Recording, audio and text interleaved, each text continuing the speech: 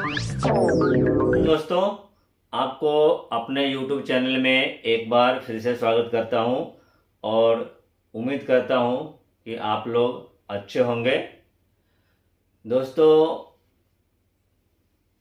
Video start करने से पहले मैं कुछ बताना चाहता हूं आपको, कुछ बातें कि हम में से कोई भी अपने अतीत को नहीं बदल सकता। हम में से कोई भी अपने अतीत को नहीं बदल सकता, पर भविष्य हमारे हाथ में है। मतलब जो बीत गई सो बात गई, अभी हमको आगे की ओर देखना है। मतलब बहुत सारी गलतियां हमसे आपसे हो जाती है, हमको उसको लेके नहीं बैठना है, हमको आगे की तरफ देखना है। दोस्तों, आज का जो मेरा वीडियो का विषय है, जो टॉपिक है, वो टॉपिक है कि फ्रीलांसिंग जॉब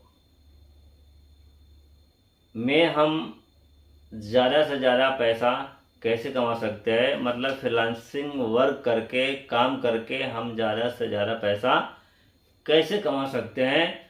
और दूसरा जो है कि हमको फ्रीलांसिंग जॉब करना क्यों चाहिए। मैं आपको बता दूं कि एचआर लेवल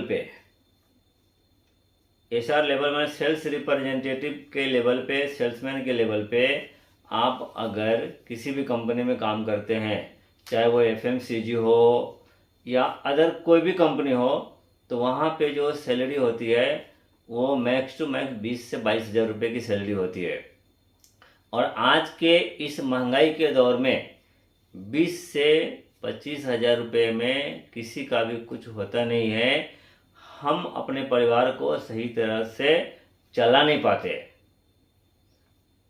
कैसे भी करके हम हमारे दिन को काटते हैं, ज़िंदगी जीते नहीं हैं। तो हर एक आदमी क्या चाहता है कि वो जो काम कर रहा है उसको करते हुए उसको कुछ ऐसा काम मिले जो वो करे जिससे उसकी इनकम में कुछ इजाफा हो जाए। मतलब अगर वो 20 हज़ार रुपये कमा रहा है तो वो चाहता है कि हमको 5 हज़ार रुपया कहीं और काम करके मिल जाए। तो मार्केट में बहुत सारे वर्क है, लेकिन जब हम दूसरे काम करने के लिए जाते हैं ना, तो उसका एक टाइम टेबल होता है कि इतने बजे आना है और इतने बजे जाना है। और कोई भी नौकरी पेशा आदमी उस समय को नहीं निकाल पाता है, क्योंकि वो उसका टाइम टेबल है। तो मैं फ्रीलांसिंग जॉब के इसीलिए महत्व देता हूँ कि यहाँ पे जो टाइम है वो टाइम आपके हिसाब से आपको देना है कि जब आपको फुर्सत हो काम करने का, वो टाइम आप दीजिए और उस समय का उपयोग करके आप अपने परिवार के लिए, अपने फैमिली के लिए पैसा बना सकते हैं। तो मैं फ्रीलांसिंग जॉब की कंपनियों की मैं बात नहीं करूंगा, लेकिन मैं फिनटेक इंडस्ट्री से हूं। 2020 से मैं फिनटेक इंडस्ट्री में अपना करियर स्टार्ट किया। 4 सालों का तजुर्बा है और 4 सालों के तजुर्बा में मैं आपको बताऊंगा फिनटेक इंडस्ट्री को मैं प्रीफर करता हूं कि अगर आप पार्ट टाइम काम करना चाहते हैं, फ्रीलांसिंग वर्क करना चाहते हैं, तो आप फिनटेक इंडस्ट्री के साथ में जुड़िए। और फिनटेक इंडस्ट्री के साथ में जुड़ के आप अच्छा खासा पैसा बना सकते हैं। वो कैसे बना सकते हैं मैं आपको बताऊँ। आप जब किसी कंपनी में काम करते हैं ना, तो फ्रीलांसिंग वर्क की बात करता हूँ मैं, कि उसका एक रेट कार्ड होता है। आप पहला उस कंपनी का रेट कार्ड देखिए कि रेट कार्ड क्या है। एज फॉर एग्जांपल मैं लेता हूँ कि किसी कंपनी का रेट कार्ड, जैसे कि मैं भारत पे में पहले वर्क करता था, तो हर फ्रीलांसिंग कंपनी का मंथ एंड में या मंथ के स्टार्टिंग में एक रेट कार्ड जारी करती है कि ऑनबोर्डिंग अगर आप करते हैं तो एक ऑनबोर्डिंग का इतना रुपया मिलेगा, एक रिविजिट का इतना रुपया मिलेगा, एक स्पीकर का अगर आप सेल करते हैं तो इतना मिलेगा, एक स्वाइप मशीन का इतना रुपया मिलेगा, एक लोन अगर आप अप्लाई करते हैं तो उसका इतना रुपया मिलेगा। आप वो पहला रेट कार्ड उन कंपनियों का समझ लीजिए जिनके साथ में आप वर्क करना चाहते हैं, और उसके बेस पे आप एक टारगेट लीजिए कि मुझे इस महीने इतना पैसा बनाना है। मान लिया आप अगर 20,000 रुपया कहीं से कमा रहे हैं, अगर आप चाहते हैं कि 5,000 रुपया और हमारी इनकम बढ़ जाए, तो आप 5,000 रुपये का टारगेट लीजिए पहले महीने में कि आप 5,000 रुपया मुझे बनाना है। और 5,000 रुपया बनाने के लिए आपको डेली कितना वक्त देना है, ये वक्त भी आपको डिसाइड करना है। वक्त कितने से कितने बजे तक देना है, ये भी आपको ही डिसाइड करना है।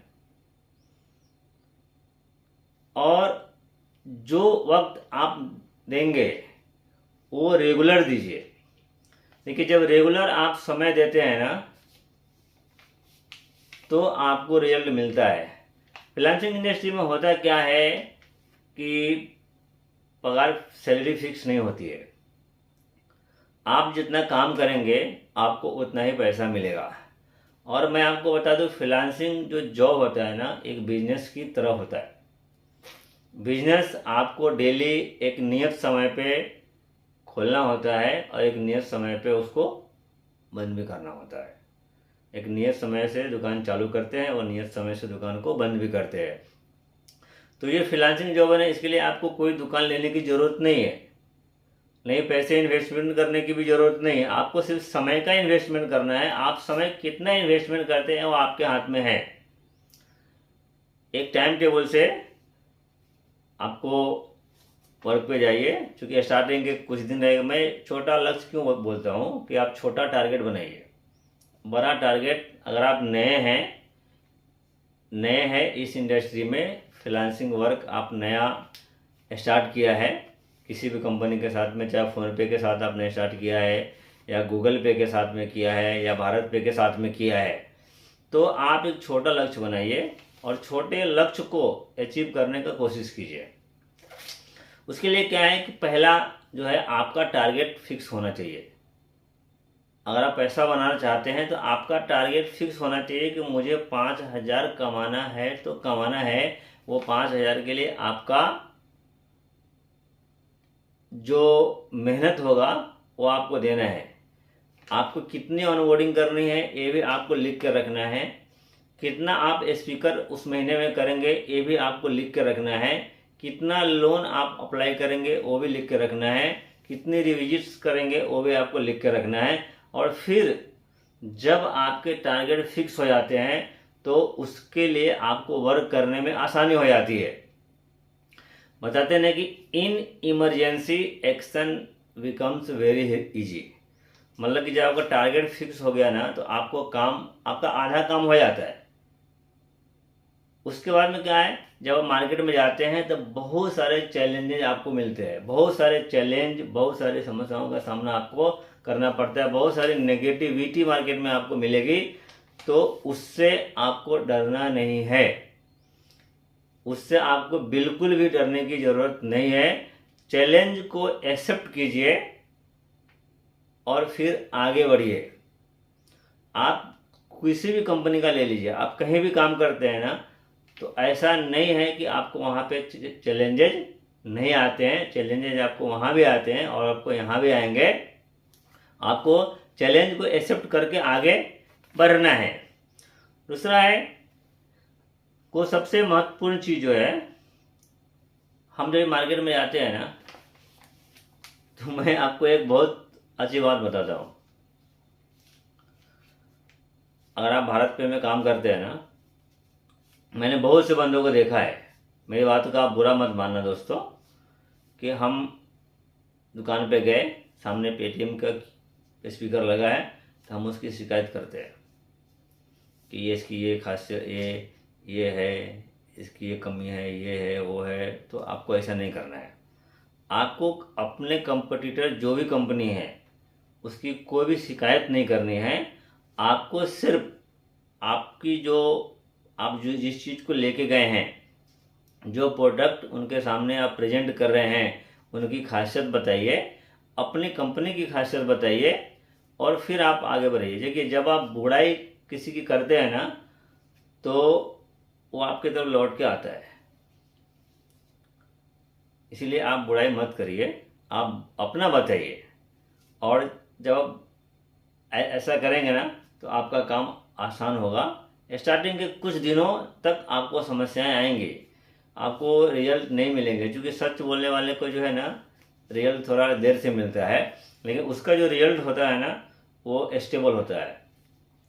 आपने एक ग्राहक को सच बोल के स्पीकर बेच दिया, सपोज वो जो आपने बोला वो बिल्कुल सही बोला, तो वो कस्टमर आपको एक दूसरा रेफरेंस भी देगा, वो दूसरा रेफरेंस भी देगा। इस तरह से जब आपके जैसे जैसे आप इस इंडस्ट्री में पुराने होते जाएंगे वैसे वैसे आपका काम आसान होते जाएंगे।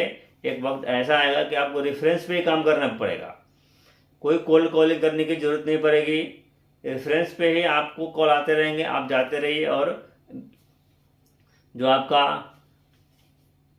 प्रोडक्ट है आप उसको बेचते रहिए और आपके पैसे बनते रहेंगे।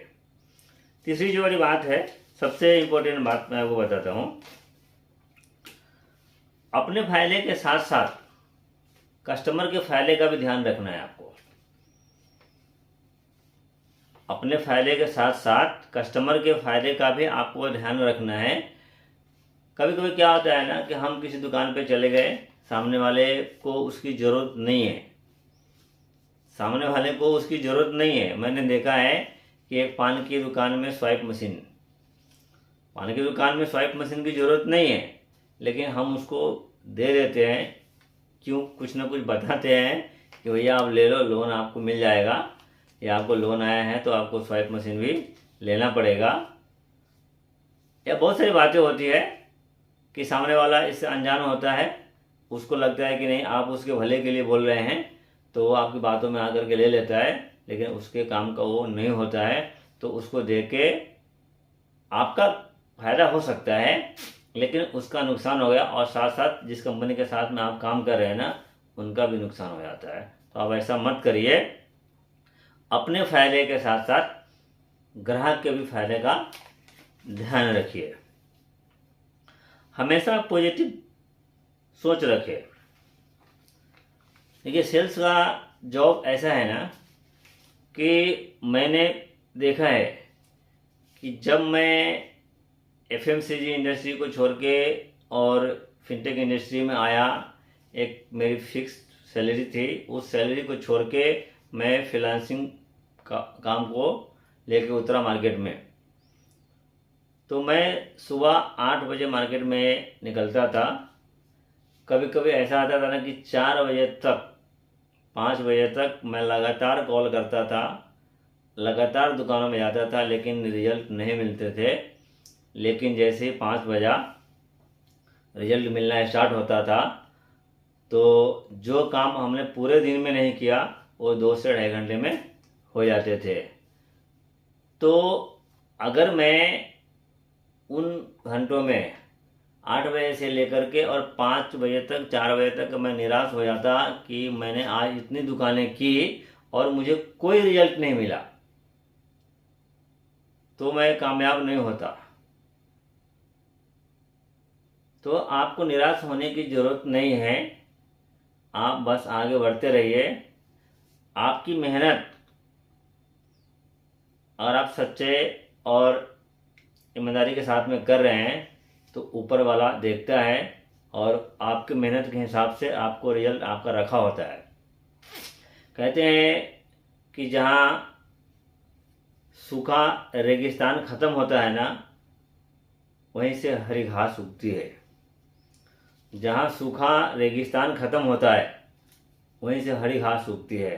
मतलब कि आपका हर एक कदम जो आप आगे बढ़ा रहे हैं ना, वो आप सफलता की ओर बढ़ा रहे हैं। आप एक दुकान में गए, उसने ना बोला, मतलब कि आप सफलता के एक कदम और नज़दीक चले गए। दूसरी दुकान पे गए, ना बोला, एक और कदम आगे चले गए।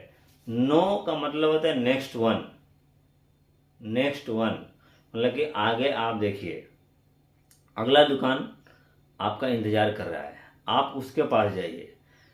उसने ना बोला, फिर अगले के पास जाइए।